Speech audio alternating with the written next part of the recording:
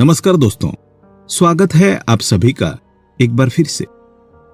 दोस्तों, अगर आप अपनी लाइफ में कुछ नया सीखना चाहते हैं तो चैनल को सब्सक्राइब जरूर करिएगा।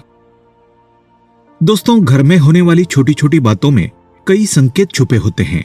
इन संकेतों को अगर समझ लिया जाए तो हम जान सकते हैं कि भविष्य में आने वाला समय कैसा होगा और परेशानियों से बच सकते हैं। ज्योतिष के अनुसार जब दरिद्रता बढ़ने की संभावना होती है तो घर में छोटी छोटी बातें इशारा करती है। दोस्तों, आज आप जानेंगे कि शिव महापुराण में कुछ ऐसी वस्तुएं वर्णित है, कुछ ऐसी चीजें हम बताएंगे जिनका दान अगर व्यक्ति करता है तो कैसा भी दुर्भाग्य हो, कैसी भी तकलीफ हो, वो निश्चित रूप से दूर हो जाती है।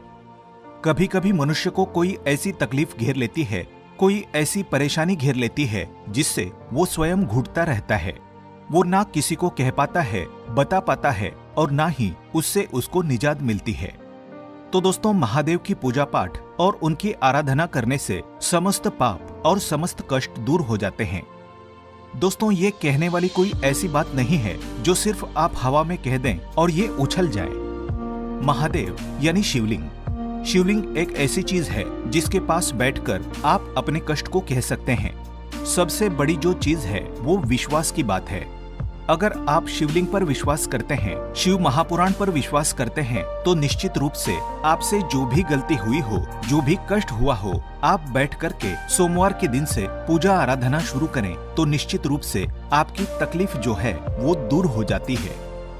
आज हम दुर्भाग्य को दूर करने वाला शिव महापुराण में वर्णित एक विशेष चमत्कारी उपाय बताने जा रहे हैं। कुछ ऐसी वस्तुओं का दान बताने जा रहे हैं जिसे दान करने से आप जिससे प्रत्यक्ष या अप्रत्यक्ष रूप से जूझ रहे हैं वो कष्ट समाप्त हो जाएंगे। दोस्तों, शिव महापुराण में है क्या? शिव महापुराण में शिव जी की विस्तृत चर्चा है, विस्तृत जानकारी दी गई है शिव जी के बारे में। तो उसी में ऐसी 6 वस्तुओं का वर्णन है जिसका दान करने से मनुष्य जीवन के समस्त कष्टों से मुक्त हो जाता है। दोस्तों, शास्त्रों में जो बहुत दानी महादानी कहे जाते हैं वो लोग दान के द्वारा, पुण्य कर्म के द्वारा आज भी जाने जाते हैं। जैसे कर्ण को ले लीजिए। कर्ण को कौन नहीं जानता? कर्ण को महादानी की संज्ञा दी जाती है। राजा बलि है और राजा हरिश्चंद्र की कथा तो आप सभी जानते होंगे कि कितने बड़े दानी थे। स्वप्न में देखने के बाद वे अपने पूरे राज्य का त्याग कर देते हैं। दोस्तों, महर्षि दधीची को भी दानी महादानी की श्रेणी में रखा जाता है।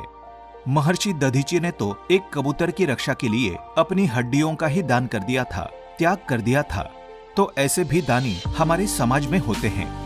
पर दान का ये अर्थ बिल्कुल भी नहीं है कि आप अपने श्रद्धा और अपने शक्ति से ऊपर दान करें। दोस्तों, कोई भी दान अपने सामर्थ्य के अनुसार करना चाहिए। एक चीज और बता दें कि अगर आप कोई भी दान करते हैं तो शास्त्र के अनुसार वो दान आपको कई अधिक गुना होकर के वापस प्राप्त होता है। तो कभी भी कोई ऐसी चीज ना सोचें कि आप दान कर देंगे तो आपका भंडार कोष खाली हो जाएगा। शिव पुराण में तो ये भी कहा गया है कि अगर आप शिव जी पे कोई वस्तु अर्पित करते हैं या फिर शिव जी के निमित्त आप कोई दान करते हैं तो निश्चित रूप से वो 100 गुना होकर के आपको प्राप्त हो जाता है। देखिए, हमारा जीवन क्या है, ये शास्त्रों के अनुरूप होकर ही चलता है।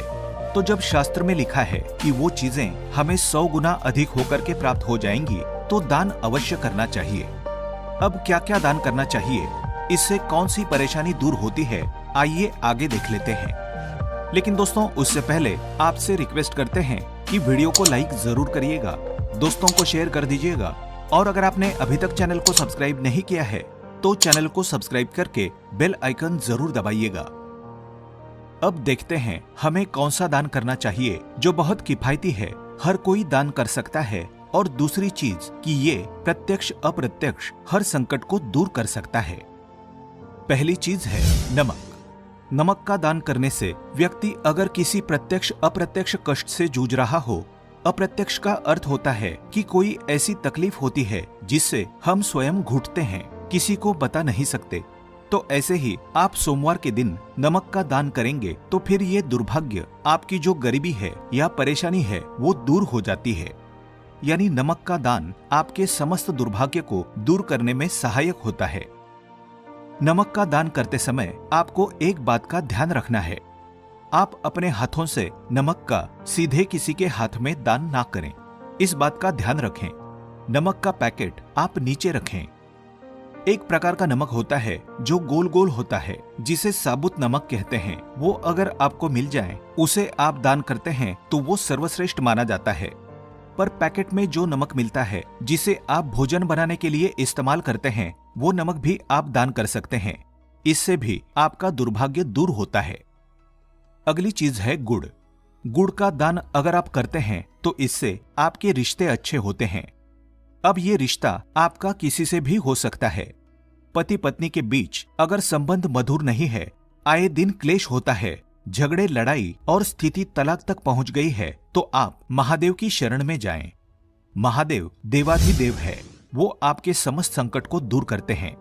उदाहरण के लिए अगर बता दें कि अगर कोई व्यक्ति बहुत अधिक लंबे समय से बीमार है, तो आप ज्योतिष के पास जाएंगे, जहां भी जाएंगे तो वो आपको यही कहेंगे कि भगवान शिव की शरण में जाओ, महामृत्युंजय का जाप कराओ, महामृत्युंजय अनुष्ठान कराओ, रुद्राभिषेक कराओ। क्यों नहीं आपको वे और कोई देवता या फिर कोई और उपाय बता देते हैं कि आप उनकी शरण में जाएं, आप वो उपाय करें।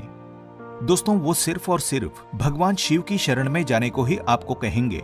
तो आप ये समझ लीजिए कि अगर आपका रिश्ता तलाक तक गया है, आपको लग रहा है कि अब बनने वाली नहीं है, तो हम आपसे कहेंगे कि आप महादेव की शरण में जाएं। महादेव को सोमवार के दिन गुड़ जरूर अर्पित करें। गुड़ का दान जरूर करें। दोस्तों, गुड़ का दान करने से कोई भी रिश्ता हो, माँ बाप के रिश्ते हो या फिर आपका बच्चा आपका कहना नहीं मानता, बस एक बात याद रखिए कि किसी भी रिश्ते में अगर मिठास भरनी हो तो सोमवार के दिन गुड़ का दान करें। दोस्तों, गुड़ और रोटी गाय को खिलाने से भी आपके रिश्ते मधुर होते हैं, लक्ष्मी की प्राप्ति होती है। तो ये काम भी आप कर सकते हैं। अगली चीज जो शिव महापुराण में वर्णित है वो है तिल। तिल का दान करने से व्यक्ति का अगर आत्मविश्वास डगमगा रहा है, यानी कभी कभी आप देखते होंगे कि व्यक्ति बहुत ज्ञानी होने के बाद भी उसका आत्मविश्वास उसका साथ नहीं देता है। कभी कभी बच्चे पढ़ाई में अच्छे होते हैं, परंतु जब वो इंटरव्यू में पहुंचते हैं तो उनका कॉन्फिडेंस उनका साथ नहीं देता है। जानकारी के बाद भी वो वहां से लौट आते हैं, हार जाते हैं। तो इस स्थिति में सोमवार के दिन आप तिल का दान करें। तिल का दान आप काले या सफेद का करें। अगर काले तिल का दान आप करना चाहते हैं तो शनिवार के दिन आप कर दें। ये दिन भी काफी शुभ माना जाता है। अब अगली चीज है घी। घी का दान करने से बीमारियां दूर होती है। इससे बीमारियों से आपके शरीर की रक्षा होती है। अगर कोई बच्चा है जो सर्दी जुकाम और बहुत तरह की परेशानियों से जूझता है, तो उसके हाथों से घी का स्पर्श करा करके आप दान कर सकते हैं। घी में अगर गाय का घी दान करें तो ये काफी अच्छा माना जाता है, शुद्ध और पवित्र माना जाता है। तो दोस्तों, इस प्रकार से आपको ये दान अवश्य करने हैं। महादेव पे घी चढ़ाने से आपकी बीमारियां और परेशानियां दूर होती है, लक्ष्मी की प्राप्ति होती है। जैसा कि हम सभी को पता है कि महादेव का पंचामृत से अभिषेक किया जाता है। उनको जो 5 चीजें चढ़ाई जाती है, उसमें घी का भी स्थान आता है। तो आप महादेव पर घी चढ़ाएं। इससे महादेव आपकी समस्त मनोकामना पूर्ण करेंगे। तो दोस्तों, इस तरह की जो चीजें हैं वो हमें प्रति सोमवार दान करनी है। अगर उपर्युक्त कष्टों से आप जूझ रहे हैं तो सोमवार के सोमवार आप इन चीजों का दान कर सकते हैं। अगली चीज है दोस्तों अनाज। बहुत प्रकार के अनाज हम दान करते हैं। जैसे कोई व्रत या उपवास रखते हैं तो फिर अंत समय में जब आप पारण करने जाते हैं तो उससे पूर्व में कहा जाता है कि आप ब्राह्मण भोज कराओ, परंतु ब्राह्मण भोज हर समय संभव नहीं हो पाता है। तो हम ब्राह्मण के निमित्त कुछ अनाज दान कर सकते हैं। अनाज दान करने से माँ अन्नपूर्णा आपका भंडार कभी खाली नहीं रखती है। जैसा कि आप सभी जानते हैं कि माँ अन्नपूर्णा शिव की अर्धांगिनी है, माँ जगदम्बा स्वरूप है, और उन्होंने भगवान शिव को ये वरदान दिया था कि जो व्यक्ति उनका अनादर नहीं करेगा उसका भंडार कभी खाली नहीं रहेगा। तो ये कोई छोटी सी चीज आप मत समझिएगा कि भंडार खाली नहीं रहेगा। आपके भंडार खाली नहीं रहने का अर्थ है कि आपका घर अन्न और धन से भरा रहेगा। अन्न और धन ये दोनों चीजें एक साथ जोड़ करके इसलिए देखी जाती है कि जिस व्यक्ति के खान पान का जो वैभव है वो भरा रहता है, समृद्धि बनी रहती है। उसके घर में धन की, लक्ष्मी की भी कभी कहीं कोई कमी नहीं रहती है। तो इस प्रकार का दान आप शिव महापुराण में बताए गए समय के अनुसार यानी सोमवार को, और काले तिल का दान करना है तो शनिवार को। इस तरह से दान करेंगे तो निश्चित रूप से आपकी ख्याति फैलेगी और आप जिस समस्या से, जिस दुर्भाग्य से जूझ रहे हैं वो भी धीरे धीरे समाप्त हो जाएगा। धीरे धीरे इसलिए कि कोई उपाय जादू बिल्कुल नहीं होता। भगवान के पास जब आप उनकी शरण में जाते हैं, उनके निमित्त, अपने कष्टों को दूर करने के निमित्त जब आप किसी चीज का दान करते हैं तो निश्चित रूप से भगवान आपकी थोड़ी देर तक परीक्षा लेते हैं। आपको लगेगा कि आपके संकट और बड़े हो रहे हैं, परंतु वो संकट बड़े नहीं होते हैं। धीरे धीरे महादेव जी उसको काटते हैं। आपको सब्र की आवश्यकता है। आप जब किसी परेशानी से जूझ रहे हैं तो सब्र रखिए और धीरे धीरे ये उपाय करते रहे। महादेव की कृपा से सब कुछ अच्छा हो जाएगा। आपका जीवन खुशियों से भर जाएगा। अगली चीज है कपड़ा। दोस्तों, वस्त्रदान करना भी बहुत उत्तम माना जाता है। जैसे कि सर्दियां चल रही हैं तो कंबल दान करना ऐसे में काफी उत्तम माना जाता है। जैसे कि मकर संक्रांति पर बहुत सारे लोग वस्त्रदान करते हैं। वस्त्रदान करने से व्यक्ति की उम्र बढ़ती है, व्यक्ति दीर्घायु होता है। तो ऐसे में अगर कोई बीमार है, परेशान है, उसकी बीमारी लंबे समय से ठीक नहीं हो रही है तो उसके हाथों से कुछ वस्त्र स्पर्श कराकर आप दान कर दें, या फिर वो व्यक्ति जाने लायक है तो खुद जाकर जरूरतमंदों को दान करा दें। ये उपाय हम नहीं कह रहे हैं, ये उपाय शास्त्रों में वर्णित है, शिव महापुराण में वर्णित है। तो ये उपाय निश्चित रूप से आपकी संपूर्ण समस्याओं को समाप्त करेगा। कैसा भी दुर्भाग्य चल रहा हो, धीरे धीरे वो दुर्भाग्य महादेव की कृपा से कटने लगेगा। आज के लिए बस इतना ही। दोस्तों, अगर आपको ये वीडियो पसंद आया है तो वीडियो को लाइक करिएगा, दोस्तों को शेयर जरूर करिएगा और चैनल को सब्सक्राइब करके बेल आइकन जरूर दबाइएगा ताकि आने वाला नॉलेजेबल वीडियो आपको सबसे पहले मिले। दोस्तों, मिलते हैं अगले वीडियो में। तब तक के लिए गुड बाय।